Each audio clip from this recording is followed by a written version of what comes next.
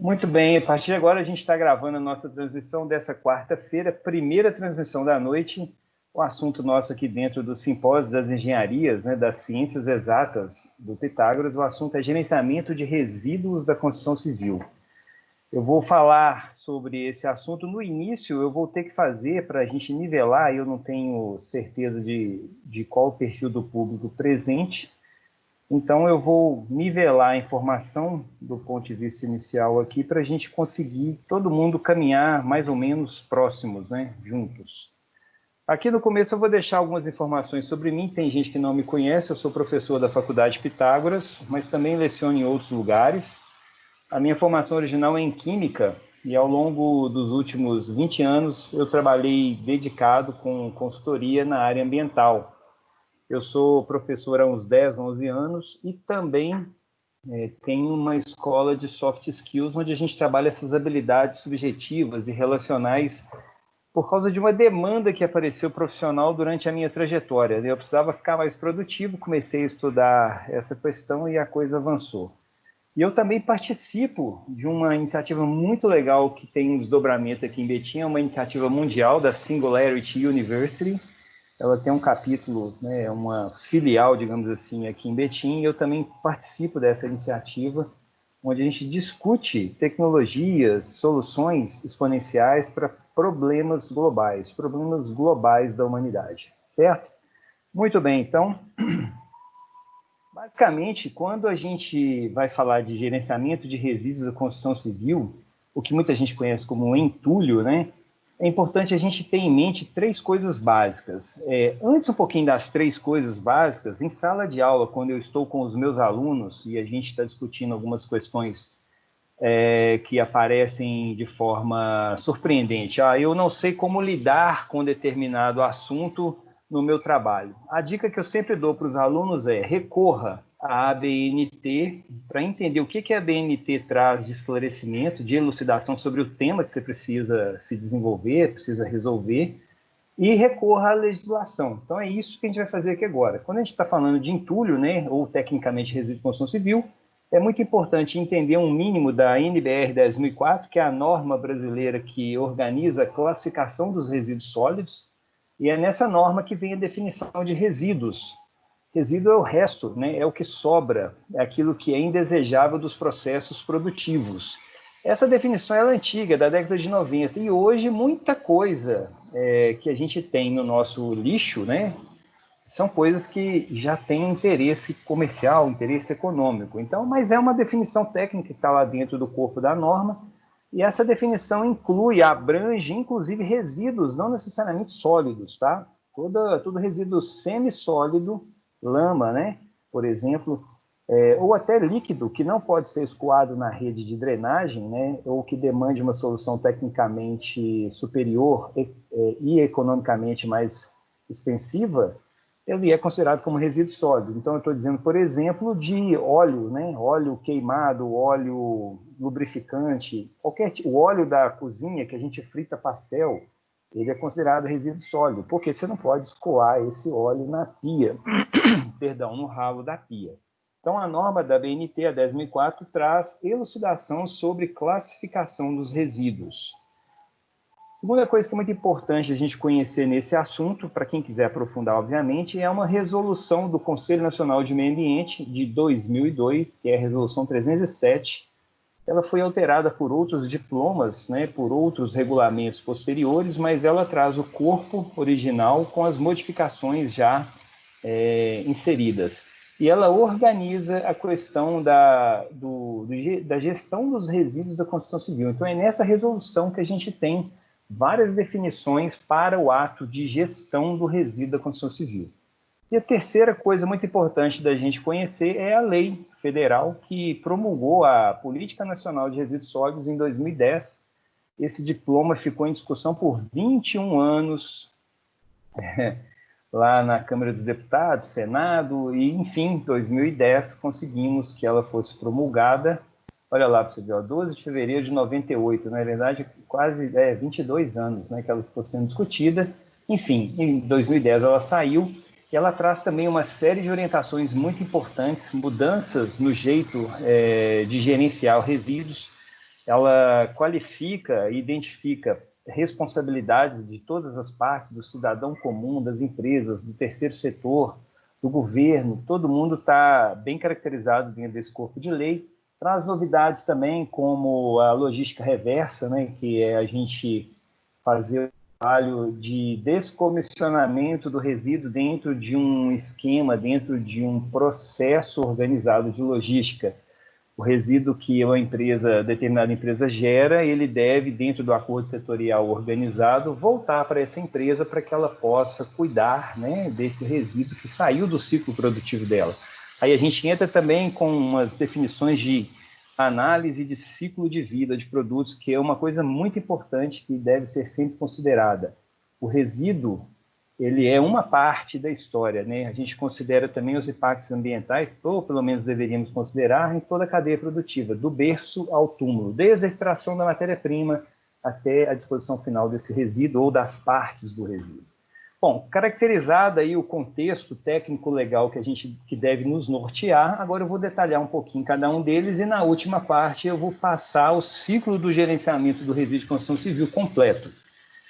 Algumas pessoas que estão me assistindo agora podem, de repente, imaginar que, nossa, fazer gerenciamento de resíduo de construção civil ou mesmo do lixo domiciliar é algo mais complicado, extremamente técnico, que exige muito estudo, exige um conhecimento muito especializado.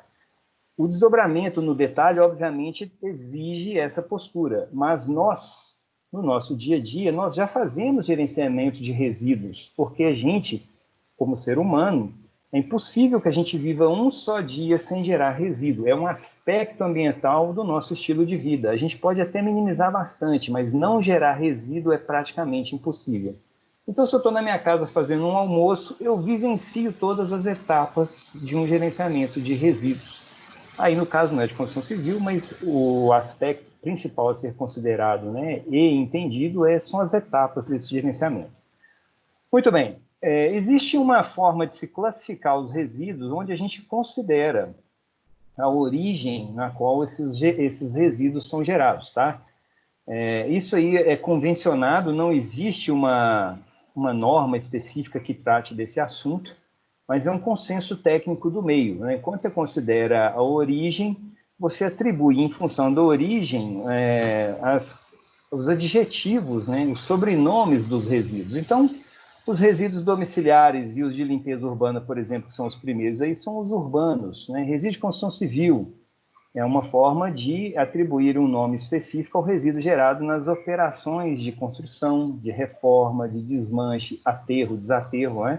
Então, é uma forma da gente classificar o resíduo que a gente está gerando em função da origem dessa geração. Tem um fator curioso aqui, que é o antepenúltimo aqui, o resíduo de serviço de transportes. Quando a gente está falando dessa origem de geração, a gente está sendo bem específico, apesar do título do nome não explicitar, para os resíduos aeroportuários, especialmente nas instalações fronteiriças do país. A gente está vivendo um momento aí, há algumas semanas, talvez eu já até perdi a noção, mas quase 3 meses sob esse regime de cuidado aí da pandemia.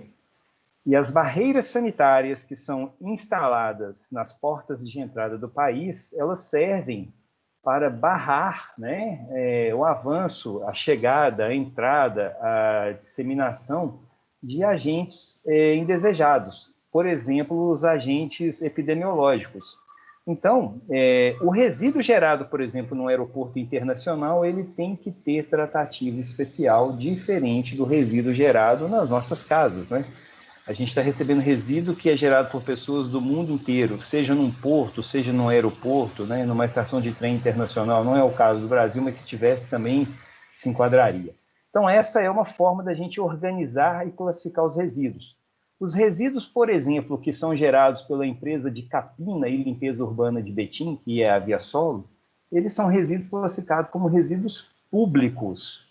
Por que resíduos públicos? Porque esse resíduo não é de ninguém em particular, mas é da cidade inteira. Porque ele é gerado nas operações, nas ações de manutenção dos equipamentos públicos. Então, uma poda de árvore na rua, uma capina de uma praça, A limpeza das margens de um rio, como o Rio Betim, por exemplo, de vez em quando tem lá uma limpeza, né, do mato que fica na margem, questionável ou não essa ação, gera um resíduo, e esse resíduo, então, é classificado como resíduo público, ele é de domínio público, ele é de todo mundo e de ninguém em particular. Uma outra lente importante da gente utilizar para classificar os resíduos é a própria NBR 10004, que eu já mostrei o cabeçalho dela alguns slides atrás, e ela é um instrumento mais utilizado dentro da indústria. Quando você vai falar de resíduos gerados no ambiente industrial, no ambiente comercial, que são em ambientes passíveis de licenciamento, a lente mais adequada de ser usada junto com a origem é essa lente aqui. Essa norma é uma norma bem grande que traz uma série de informações, vários testes, não cabe aqui entrar no detalhe disso, mas ela basicamente divide os resíduos em dois grupos, perigosos e não perigosos, que é a segunda linha aqui do organograma, né, digamos assim. Os perigosos recebem o nome de classe 1. Para quem já é um iniciado de resíduos, a gente também conhece isso aqui como K1, letra K1. Então, o resíduo K1 é o resíduo perigoso. É resíduo que oferece perigo iminente para as pessoas e para o meio ambiente. É resíduo, por exemplo, inflamável, patogênico, reativo, corrosivo, tá certo? Então, são resíduos que oferecem risco iminente. Os resíduos não perigosos são os demais resíduos, chamados de classe 2.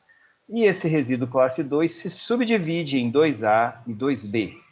O resíduo 2B é o extremo oposto do resíduo classe 1, porque além dele ser não perigoso, ele é ainda inerte. O que seria um resíduo classe 2B?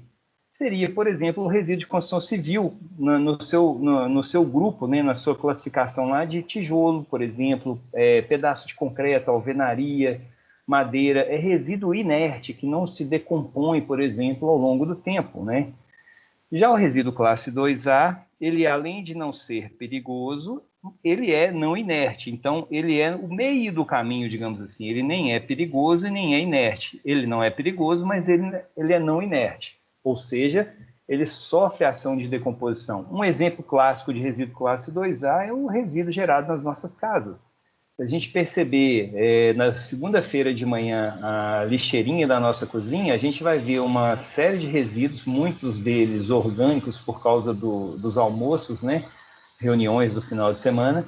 E provavelmente no fundo desse saquinho ali a gente vai ter um caldinho, uma aguinha. Parte dessa aguinha já pode ser, dependendo das condições, chorume, que é o grande problema associado aos resíduos classe 2, o resíduo domiciliar. Esse chorume aí é um líquido altamente impactante para o meio ambiente. Um copinho de chorume equivale, proporcionalmente dizendo, a 10 copos de esgoto sanitário em média. Então, é um negócio que é bastante agressivo.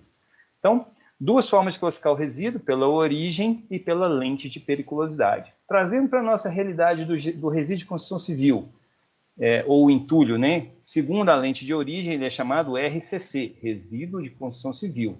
E ele é classe 2B, na sua maioria, porque a maioria desse resíduo ele é inerte. A gente vai ver a maioria porque existe um detalhamento, que é esse que está aqui no próximo slide.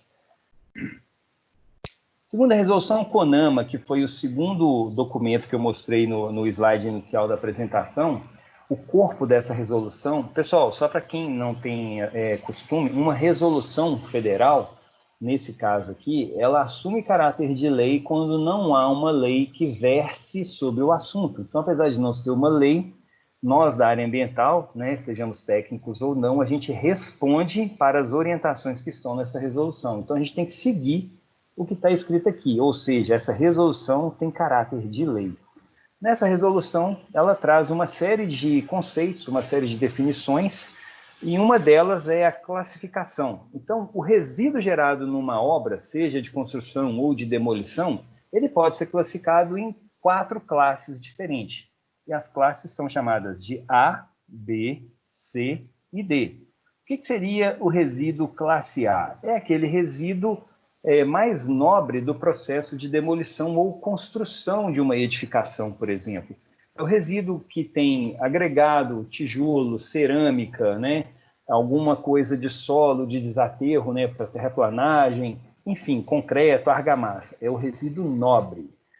O resíduo classificado como B é aquele resíduo de caráter reciclável, né, que existe em uma operação, em uma obra.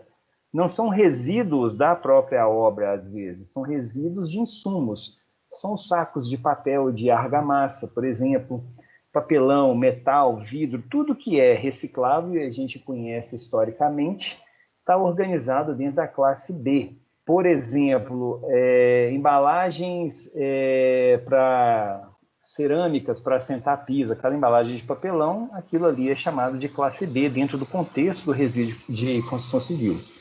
A classe C, pessoal, ela é orientada para acomodar todos os resíduos e ainda, para todos os resíduos que ainda não se tem uma tecnologia economicamente viável para sua reciclagem ou recuperação.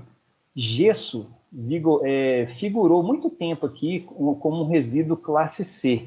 Hoje ele já é reciclável, já tem tecnologia que recicla gesso.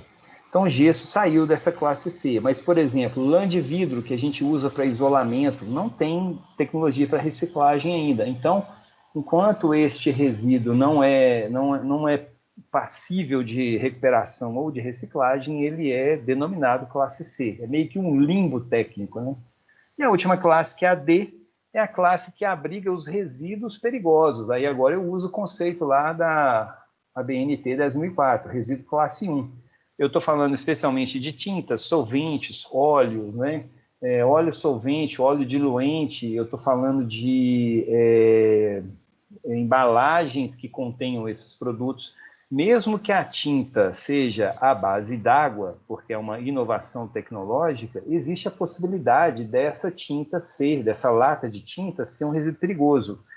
Porque não é só o solvente que atribui periculosidade ao resíduo, a gente pode ter ali traços de metais pesados, porque os corantes, né, que colorem as tintas normalmente são óxidos metálicos, então é preciso fazer um teste laboratório para tirar essa dúvida, ok? Então, agora entendemos como é que a legislação traz a orientação de classificação dos resíduos gerados dentro do ambiente de uma obra, né, seja de construção ou de demolição ou reforma. Outra coisa importante agora, detalhando o terceiro documento que eu coloquei no primeiro slide lá, que era a Política Nacional de Resíduos Sólidos, que é a lei federal que veio organizar essa demanda, ela traz no seu corpo de lei, eu chamo isso de régua de prioridade. Parte de nós talvez já conheça essa régua, mas conheça na porção mediana dela, que todo mundo já deve ter ouvido falar dos 3 R's, né? Então, esses 3 R's, eles foram acrescidos de outros comportamentos desejáveis. E a prioridade de atuação, quando se fala de resíduos, ela começa primeiro com não geração. O mais desejável, quando a gente está lidando com resíduo de construção civil, é evitar que seja gerado resíduo. Se a gente puder não gerar, melhor. Até porque, pessoal, para os engenheiros civis que estão aqui na sala me escutando agora, todo resíduo, ele é, em última análise, desperdício de matéria-prima. Então, se tem muito resíduo saindo no final da sua obra, você dimensionou mal, provavelmente, ou fez mau uso desse material, dessa matéria-prima, durante a construção.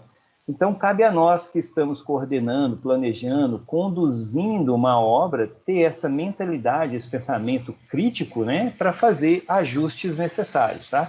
Depois de não gerar, que é o mais interessante de tudo, mas é muito difícil, a gente deve ter a mentalidade de reduzir a geração. Ok, não consigo não gerar, mas eu vou reduzir para o mínimo possível. Perfeito. Depois, eu vou buscar reutilizar o que eu gero, e aí, e na sequência, reciclar. Então, as pessoas que entendem assim, não tem problema a gente usar muito copo plástico na faculdade, porque a reciclagem está aí para resolver o problema. Não, olha só, a reciclagem é quase o final do funil. O desejável é que a gente empreenda outras atitudes antes da reciclagem, até porque a reciclagem não é um processo 100% limpo e sustentável, porque para reciclar você consome recursos naturais também. Qual a diferença de reutilização e reciclagem? Reutiliza-se algum resíduo quando a gente não aplica nenhuma operação de beneficiamento nesse resíduo.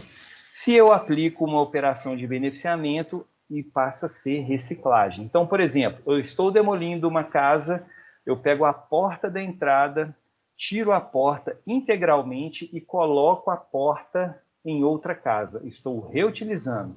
Se eu pego essa porta e serro uma parte dela para caber num espaço menor, eu já estou reciclando, porque eu fiz uma operação de beneficiamento do resíduo. Depois que eu reciclo o resíduo, aí eu devo buscar tratamento. E esse tratamento normalmente tem orientação para 2 vieses, de recuperação econômica, então eu vou buscar recuperar valor econômico do resíduo ou energia.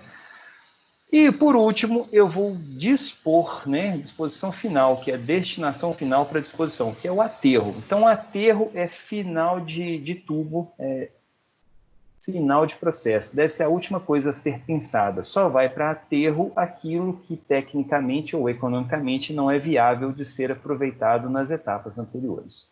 Então, essa é uma mentalidade que nós devemos criar em relação ao gerenciamento de resíduos. Só um momentinho aqui. Beleza. Só um momento. Ô, Ju, tem outra luminária aqui. Essa aqui está acabando a... Pessoal, desculpa, tá? Está acabando a pilha aqui. Eu esqueci de pôr para carregar, só para aumentar a luz, se tiver. Então tá bom. Obrigado. Bom, e ainda dentro da Política Nacional de Resíduos Sólidos, a gente tem um ciclo virtuoso aqui que conduz aos passos, né, às etapas de uma atitude de gerenciamento de resíduos. É esse ciclo aqui que eu mencionei que todos nós, em um grau maior ou menor, já temos alguma intimidade com isso, pois nas nossas casas a gente gera resíduo. Então, a primeira etapa é a própria geração do resíduo. Na segunda etapa, eu tenho a identificação e classificação desses resíduos. Na terceira etapa, eu faço o acondicionamento e o armazenamento do resíduo. A diferença de acondicionamento e armazenamento é que o acondicionamento diz respeito à embalagem e o armazenamento é quando eu retenho grandes volumes de resíduo. Tem a etapa seguinte, que é transporte e coleta, e a última etapa é destinação final, que eu falei que é o aterro, ou então reaproveitamento e reciclagem. Na sequência agora, eu vou falar de cada uma dessas etapas em detalhe para a gente entender como que funciona o gerenciamento dos resíduos da construção civil. Mas antes de falar dessas etapas, eu queria colocar para vocês uma coisa muito importante e desmistificar. Tá? Eu sou um professor, eu já fui romântico no início da minha carreira ambiental, mas hoje eu já sou mais pé no chão. Então, o que realmente motiva as pessoas ou as empresas a fazerem gerenciamento de resíduos? Eu elenco sempre 4 motivos, que são os motivos que a gente, de uma forma ou outra, encontra na literatura e que a minha experiência ao longo desses 20 anos mostrou, confirmou. Não estão em ordem de prioridade, ok? Estão aleatoriamente descritos. Então, preservação ambiental. Nós fazemos gerenciamento de resíduos porque a gente tem interesse de preservar o meio ambiente. Ora bolas. Porque existem resíduos que são os resíduos perigosos, que se forem dispostos de forma desordenada, sem controle, sem planejamento no ambiente, a gente gera impacto ambiental severo. A gente pode contaminar áreas muito grandes e pode matar pessoas, além de matar a biota, né, inteira. Então, preservação ambiental é um bom motivo para se fazer gerenciamento de resíduos. O segundo bom motivo, atendimento à legislação. A lei existe e existe sanção para quem não cumpre a lei. Então, esse é um bom motivador para a gente implantar gerenciamento de resíduos.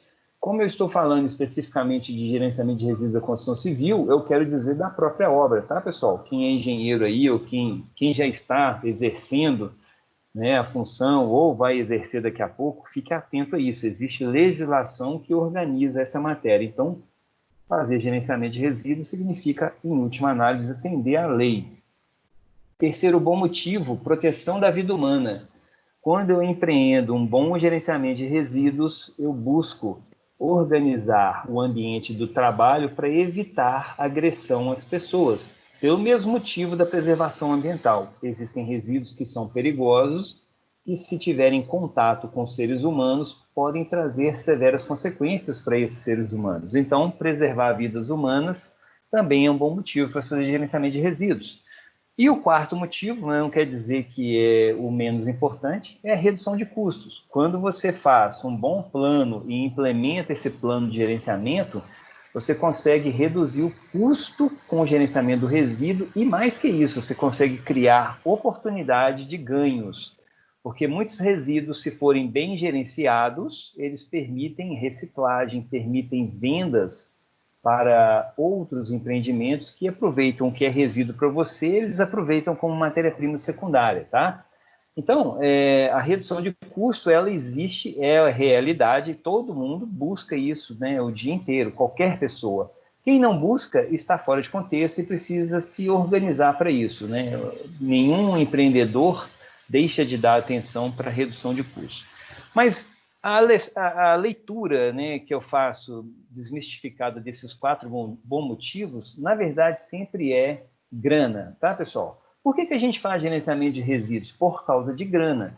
Por que hoje nós usamos cinto de segurança no Brasil? Porque tomamos multas severas no início. Por que hoje nós dirigimos muito menos alcoolizados? Alguns ainda dirigem, mas a expressiva maioria da população não dirige, porque a multa é pesada, ou seja, o bolso ainda é um ótimo instrumento de educação, né? A gente vai chegar um dia que a gente vai evoluir a ponto de fazer as coisas por entendimento e não por repressão. Mas, se você pensar bem, preservar o meio ambiente significa, em última análise, grana. Se eu contamino e impacto o meio ambiente, eu tenho que desembolsar dinheiro que não estava previsto para recuperar a área que eu degradei. Atendimento à legislação, eu posso tomar multa. Se eu tomo multa, eu tenho que fazer desembolso de dinheiro que não estava previsto no caixa, né? Proteção da vida humana. Olha, você é muito preocupado com as pessoas, pode até ser, mas em última análise, quando você não faz um correto gerenciamento de resíduos, você deixa o seu trabalhador, o seu funcionário, o seu colega exposto a acidentes, a doenças do trabalho. E acidente, doença do trabalho, em última análise, lá no final da continha, significa passivo trabalhista, custo. E redução de custos, que é redundante falar, é isso que eu já falei, né? Você trabalha com o viés de recuperar dinheiro do seu processo. Mas não se esqueçam que poluição, geração de resíduo, geração de água suja, geração de fumaça, significa matéria-prima não aproveitada no processo, tá? Obviamente, não existe processo 100% eficiente, por causa das leis da termodinâmica que a gente conhece, mas se você está gerando muito resíduo, seu processo precisa ser analisado para você desperdiçar menos dinheiro. Muito bem. Primeira etapa do ciclo de gerenciamento de resíduos. Então, a gente tem aqui no círculo vermelhinho, que é a própria geração. Primeiro grande passo de um gerenciamento de resíduos eficiente, eficaz, bonitinho, efetivo, é segregar o resíduo no ato da geração. Segregar, pessoal, não é a mesma coisa que separar. Você só separa alguma coisa que já esteve misturada antes. E quando você mistura coisas que não deveriam estar misturadas, você cria um problema, inclusive financeiro. Pensa comigo, você tem um tambor de óleo na sua obra, no cantinho guardado. E você tem uma caçamba cheia de resto, né, de demolição de tijolo, de brita, etc, etc. Se algum desavisado pega esse tambor de óleo, que é um tambor de 20 litros, seu problema estava concentrado em 20 litros, e joga esse tambor dentro da caçamba, toda a caçamba de 5 metros cúbicos passou a ser caçamba de resíduo contaminado. Então, você ia gastar uma grana para resolver 20 litros. Agora você vai gastar grana para resolver 5.000 litros. Então, segregação é um ato muito importante. Tem uma imagem aqui, eu fiz um vídeo sobre gerenciamento de resíduos da construção civil, está no meu canal no YouTube lá, Professor Paulo Taveira. Eu fiz isso há uns 4 anos para um congresso, 4 ou 3 anos para um congresso nacional de meio ambiente online. Então eu fiz um vídeo, é uma aula de uns 40 e poucos minutos, é um pouco diferente dessa que eu estou falando aqui, mas em algum momento eu ia para a rua e mostrava o aspecto de uma caçamba estacionária na porta de uma obra. Isso aqui foi no bairro Angola, em Betim. Se alguém aí se reconhece como dono dessa caçamba, aí depois me procura. Não, mentira, brincadeira. Olha para você ver essa caçamba, ela está cheia de material misturado. Tem uma casca de banana bem à mostra e lá no fundo da caçamba tinha um gatinho morto. Então, todo tipo de material estava disposto dentro da caçamba sem nenhum tipo de critério ou controle técnico, tá? Então, isso é um problema. O local que está habilitado para receber esse material, ele não está habilitado para receber matéria orgânica. Então, a gente cria um desarranjo ambiental por falta de gerenciamento. Outra coisa importante é não esquecer nunca da régua de prioridade. Quando eu estou gerando resíduo, eu vou buscar primeiro evitar a geração, depois reduzir a geração, certo? Então, na fase 1, geração, isso é muito importante. Não se esqueçam segregar o resíduo, ou seja, durante o ato de geração do resíduo, não misturar nada. Então, se você está numa obra, você vai buscar soluções, aí você vai pôr a criatividade para funcionar, caçambas separadas por classe, né, de resíduo, classe A, classe B, classe C e classe D, para evitar que tudo isso se misture e o seu custo de gerenciamento suba e estoure, né, o orçamento da obra. Isso pode ser um ofensor de custo muito grande na sua planilha.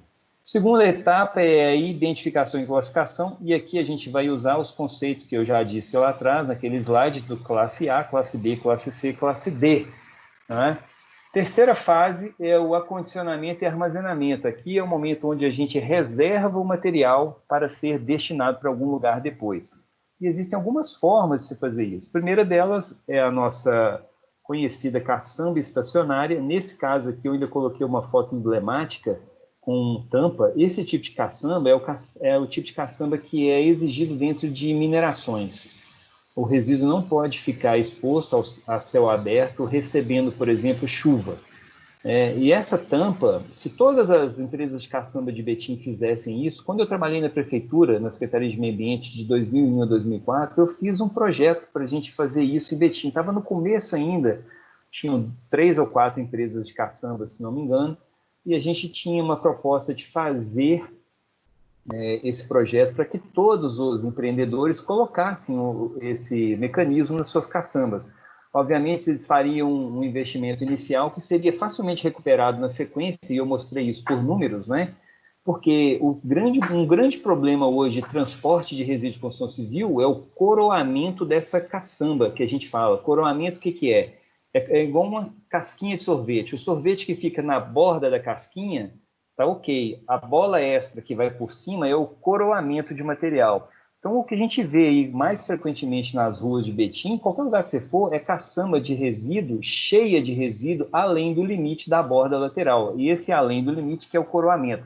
Quando passa num buraco, num quebra-mola, ou qualquer irregularidade no piso, acaba lançando material no chão. Se tiver um carro atrás, pode cair no carro. Então, assim, ele, ao invés de fazer uma viagem com 8 metros cúbicos de resíduo, ele faria 2 de 4. Então, ele conseguiria aumentar o giro de caçamba. Mas tomou pau na época por interesses políticos, e não vem ao caso aqui comentar.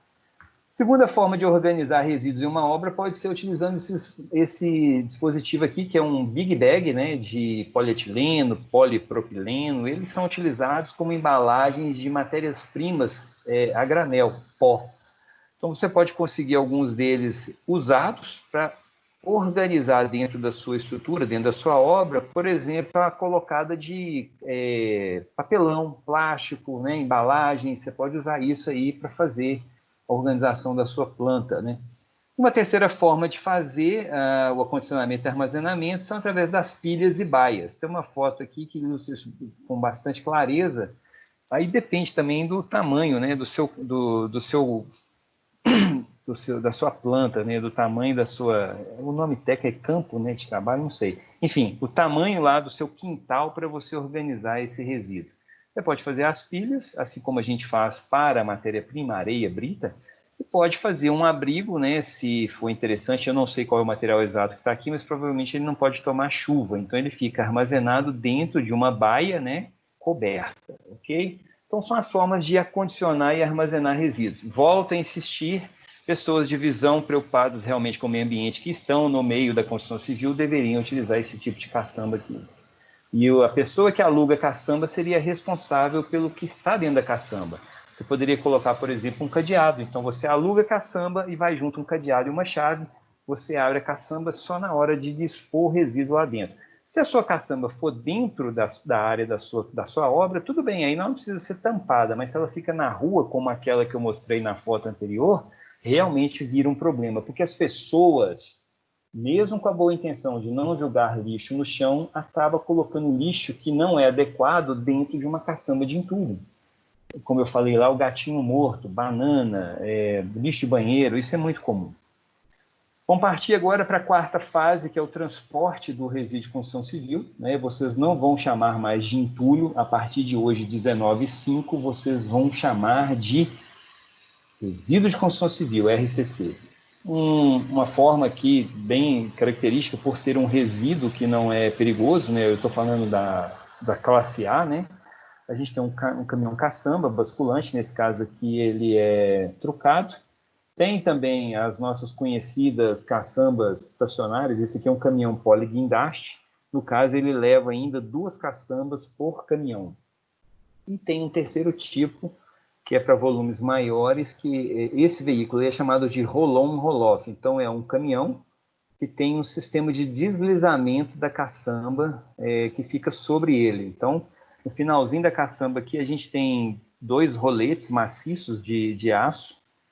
O pistão hidráulico empurra a caçamba para fora, o rolete de aço aqui toca o chão, e o caminhão anda para frente e ela vai deslizando por cima da caçamba, por cima da estrutura do caminhão, até ficar assentada no chão. Aí o caminhão sai, vai fazer outro trabalho, outro serviço, e o gerador do resíduo vai enchendo essa caçamba. É uma caçamba de 22 metros cúbicos, se não me engano.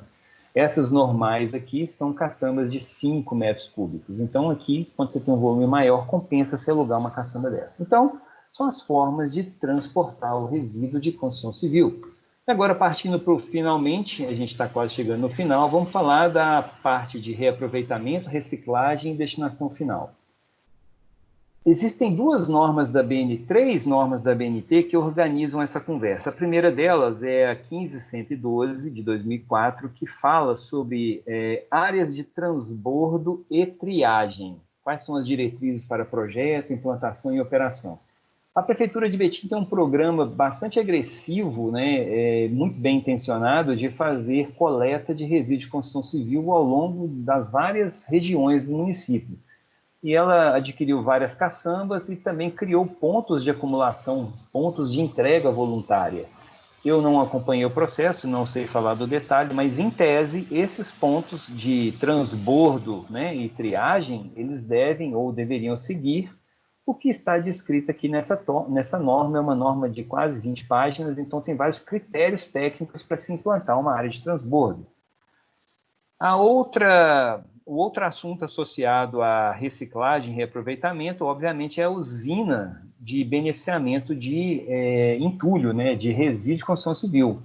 Para se fazer uma usina, deve-se observar o que está descrito na NBR 15114, que fala de diretrizes para projeto, implantação e operação de áreas de reciclagem. Então, nós estamos falando dessas estruturas aqui que fazem a trituração do resíduo, né, da classe A, que é aquele resíduo nobre, gerando um material processado que tem várias aplicações. Vamos ver se eu consigo conectar um videozinho de 1 minuto e meio aqui. Deixa eu chamar ele aqui. Eu vou ter que parar de compartilhar a tela, provavelmente. Espera aí. Só um momento, tá, pessoal? Não criem pânico. Vamos lá. Deixa eu compartilhar agora o vídeo do YouTube. Eu preciso de uma pessoa só falando, estou escutando, tá? Só para eu ter certeza que o áudio vai sair junto com as imagens. Vamos lá, agora, YouTube, ok? Estou escutando. Beleza.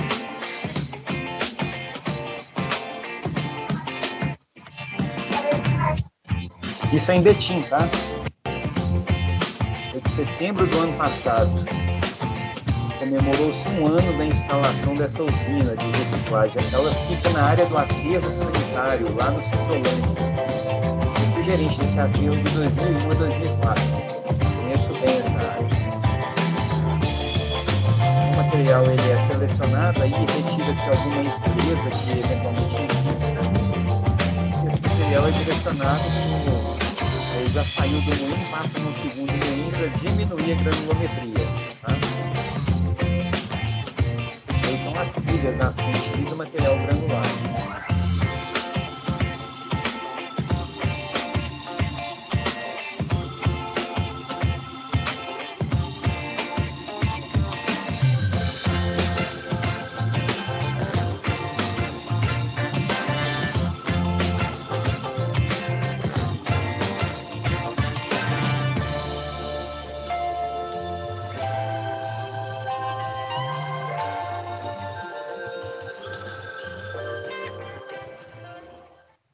Beleza.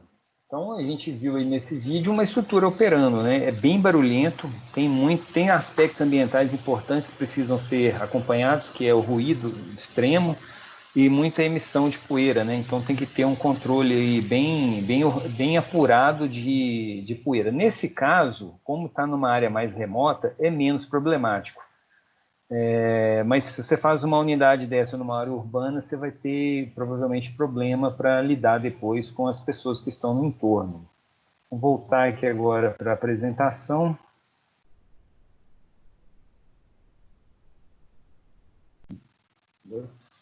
Beleza. Então, a gente viu aqui a usina de beneficiamento, né, a usina de reciclagem. E a última parte da minha conversa tem a ver com a destinação final ou disposição final, que é a mesma coisa que aterro. Quando a gente está falando de aterro, a norma da BNT que organiza essa conversa, esse aterro, pessoal, é de material de construção civil, tá? Resíduo de construção civil. Não estou falando de aterro de lixo domiciliar, não. Então, você vai buscar na 15113 as referências técnicas de projeto, operação, implantação, monitoramento e tudo mais. Por sorte, aqui em Betim, a gente tem um aterro licenciado, tá? Esse aterro, inclusive, eu sou o consultor ambiental que faço a gestão ambiental desse aterro. Aqui está a licença ambiental dele. Fica ali no bairro Cidade Verde. Era uma área operada há muito tempo, alterada há muito tempo por processos erosivos. É uma área que fica entre o topo do bairro Cidade Verde e faz vizinhança de cerca mesmo com o Clube Teuto.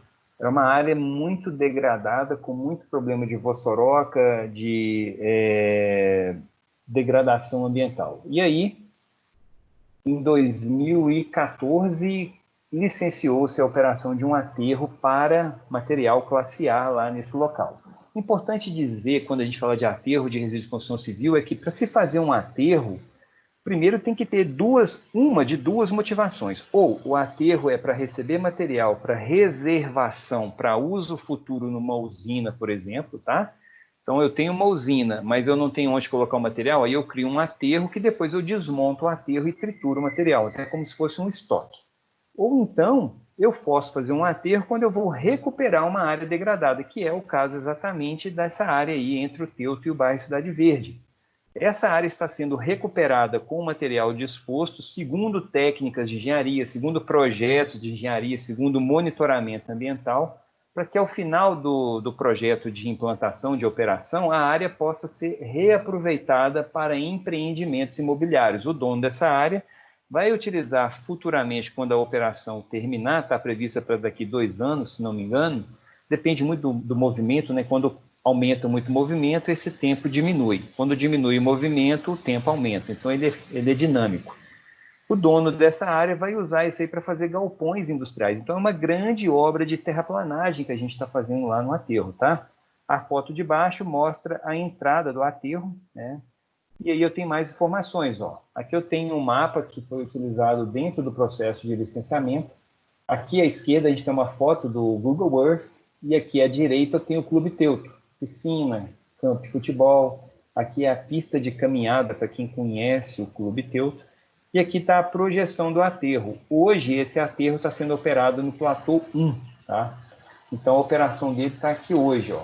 Tem vizinhança? Tem, né? O começo do aterro foi aqui nessa área de trás, ó. Então, aqui no início, a operação, a entrada dele é bem aqui, ó. Bem aqui nessa portinha. Então, tem a vizinhança.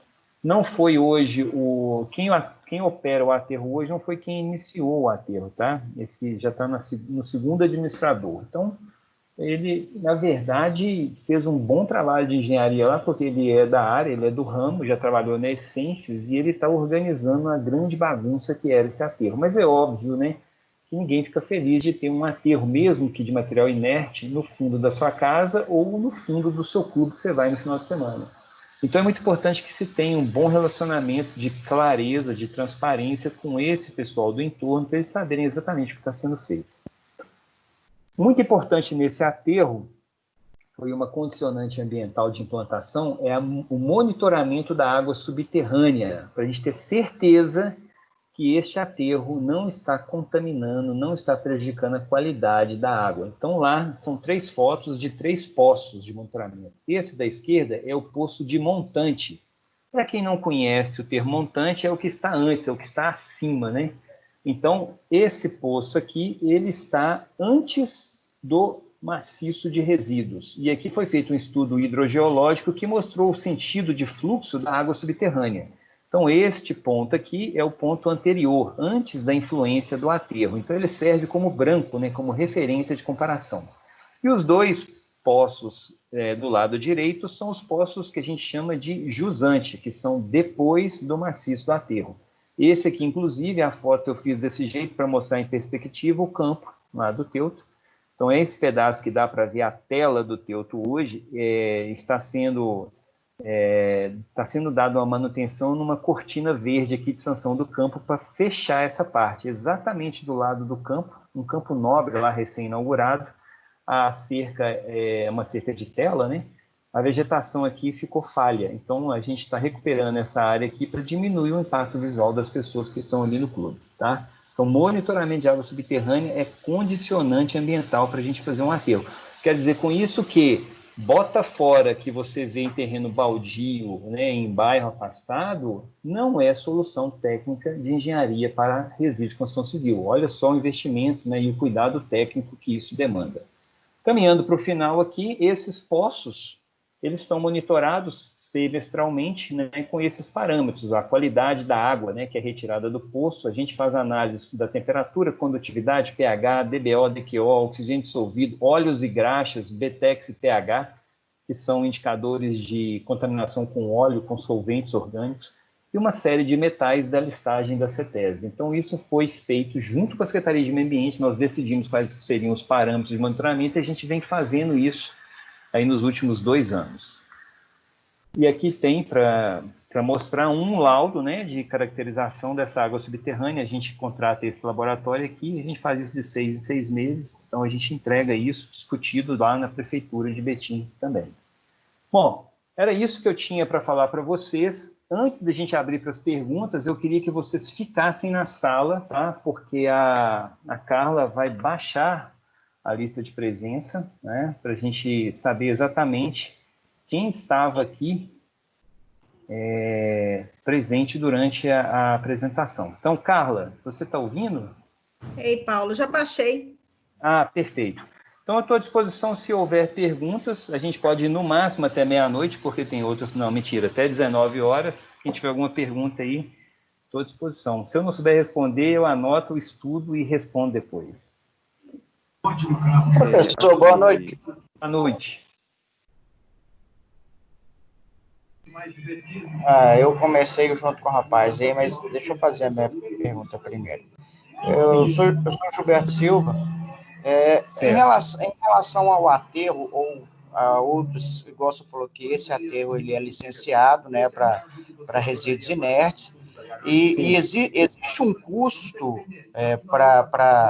para quem decide descartar esse material inerte, esse resíduo de obra ou de qualquer outro fim, desde que seja material inerte, existe um custo para a construtora ou para alguma entidade? Sim, perfeitamente. Como se trata de um aterro privado, né, que tem objetivo de lucro, ele trabalha com um custo para o cliente. E, na verdade, por ser o único aterro licenciado, se você vai fazer uma obra com os trâmites normais de uma obra, com alvará e tudo mais, você precisa demonstrar para o órgão de controle, né, que você está cuidando de todos os aspectos. Um deles é a destinação do seu resíduo de construção civil, seja material de desaterro, de reforma e tudo mais. Então, esse aterro, nós que eu trabalho lá, né, como consultor, esse aterro ele está organizado, licenciado e preparado para certificar os geradores da destinação correta. Inclusive, a Fiat é um dos clientes que a gente tem, né? As obras de demolição da Fiat, o material é direcionado para lá, porque a gente tem licença ambiental. Então, a Fiat não pode colocar em risco a operação dela com uma destinação clandestina, entende? Mas tem um custo que eu não sei te dizer qual é, porque depende da quantidade, depende do material. O material que ajuda o aterro, essa é uma regra. Ele é mais barato do material que dificulta o aterro, tá? Então, se você tiver, por exemplo, solo, né, de desmonte, de desaterro, esse solo ele custa mais barato do que resíduo com peças maiores de alvenaria, por exemplo, tá? Ok, obrigado. Nada. Só para aproveitar, Gilberto, aquela usina que eu mostrei no vídeo da prefeitura, ela é dedicada para receber os resíduos que são coletados nas regionais da prefeitura, tá? Então, a prefeitura coleta e leva para lá. A prefeitura não é cliente desse aterro. Quem é cliente desse aterro são as pessoas que contratam as caçambas, né? E as construtoras, empreiteiras que têm que fazer essas obras em Betim. Ok? Ok, obrigado. Nada. Alguém tem mais alguma pergunta ou comentário para fazer? Pode ficar à vontade. Paulo, É uma pergunta bem Simone. simples. Pode falar, Simone. Obrigada. Aqui perto de casa tem um desses da regional e da prefeitura, e o que eu Sim. tenho visto é o seguinte: deixa-se um profissional da prefeitura lá, ele orienta, são várias caçambas, e ele direciona o tipo de resíduo que a gente leva, ele direciona para qual caçamba especificamente deve ser destinado o que a gente está levando. Não cobram nada da gente. Isso. E eu tenho visto que realmente tem funcionado. Fica próximo ao cartódromo aqui de Betim, Sim. nesse bairro Itacolomi ali. E realmente, assim, as caçambas, nossa, são várias durante a semana. Eu tenho visto daqui. É muita coisa. A gente tem uma estimativa de mais ou menos 500 caçambas por mês, tá? É muita coisa. Uhum. E aí é um serviço gratuito para Isso. caso, porque o pessoal estava julgando na rua mesmo. Pois é. Então, Esse é um grande problema, Simone, do resíduo de construção civil, porque o problema não está na grande construtora, né, na grande empreiteira que faz uma obra grande, visível, né? O problema está no cidadão comum que está fazendo uma reformazinha em casa e aí gera um carrinho de mão de material. Não vai alugar uma caçamba, né, de 5 metros cúbicos para colocar um carrinho de mão. Aí o que ele fazia antes? Jogava isso no primeiro lote vago que ele achava. Não são todos, óbvio, mas era um instinto, né, natural, né, fazer isso. Então, o problema do resíduo de construção civil é isso, porque ele, apesar de ser visível, né, ser explícito, ele é gerado, que a gente chama de forma difusa. São pequenos volumes, montinhos, em muitos lugares ao mesmo tempo, entendeu? Então, a prefeitura, com esse plano, ela buscou criar como se fosse um ralo de banheiro, né, para receber as contribuições desses vários montinhos para essa unidade de concentração, tá? Ok. Ok. Quem ia fazer uma pergunta, saiu da sala? Foi Jonathan? Johan? Parece que alguém estava... Acho que saiu. Bom, enfim, 19 horas, pessoal, o nosso horário aqui está concluindo, tem mais palestra agora na sequência. Eu queria agradecer a presença de todo mundo aí. Meu e-mail é paulo.taveira@croton.com.br. Se alguém tiver alguma dúvida para esclarecer depois, manda um e-mail para mim aí, porque eu respondo depois, né, individualmente aí, quem quiser, tá? Queria agradecer a presença de todo mundo aqui, obrigado. Agradecer a Carla, agradecer ao Júlio, que são os dois coordenadores que estão me ajudando aqui nesse semestre, e a oportunidade de participar desse simpósio aqui. Eu fico igual pinto no lixo, né? Na verdade, o Júlio, que está assistindo aqui também, dando uma força aqui, não sei se tem outro professor aqui agora, quando dão a oportunidade da gente falar do que a gente gosta, a gente fica doido, né, Júlio? Aí a gente começa a falar muito, né? Porque a gente anima. Isso aí. Então, Mas é isso que faz a gente feliz, né, Paulo? Não é, cara? Pois é. Além da gente ser praticamente milionário, porque a profissão de professor no Brasil é a mais bem remunerada, né? A gente fica muito feliz divertindo, né, cara? Porque é muito bom, cara. Então, pessoal, muito feliz de poder contribuir aqui. Carla, de coração, muito obrigado pelo apoio, pela parceria aí. E espero que no próximo a gente esteja junto aí. Sucesso para todo mundo e tem mais apresentação agora na sequência. Não sai daí não, beleza? Paulo, parabéns, show de bola a palestra, viu? Obrigado aí, obrigado. Excelente a palestra. Oi. Você pode repetir o e-mail? Boa noite primeiro, né? Sim, perdão. Paulo.taveira, caveira, né? Tira o C de casa e põe T de tatu. paulo.taveira@croton.com.br. Beleza, Tá bom? obrigada. Viu? Valeu, moçada. Sucesso para todo mundo. Uma ótima semana, bom feriado amanhã. Até mais. Abraço Valeu, aí. um abraço. Obrigada, boa noite.